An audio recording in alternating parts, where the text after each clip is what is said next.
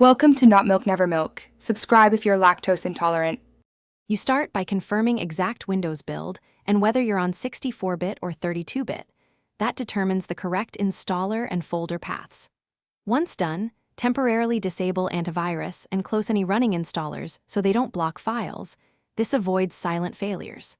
Next, download the official DirectX end-user runtime web installer and save it to a simple path like c/directx temp. Make sure your account has admin rights so the forthcoming steps can write system files without UAC interruptions. You run the installer as administrator and choose a local extraction folder when prompted.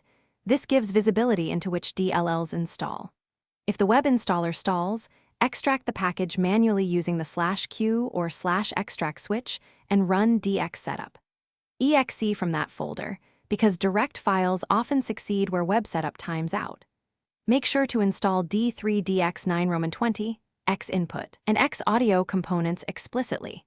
These are the usual causes of setup not responding when games or apps require legacy redistributables.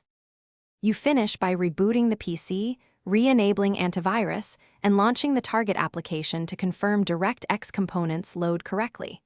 If problems persist, examine Event Viewer and the DX setup. Log in your extraction folder to pinpoint failing files. Those logs tell you why an installer hung. As a final troubleshooting tip, run sfc/scano to repair corrupted system files and install any pending Windows updates. These steps fix permission or dependency issues that commonly cause install. Thanks for watching. If this was helpful, leave a like and consider subscribing. See you next time.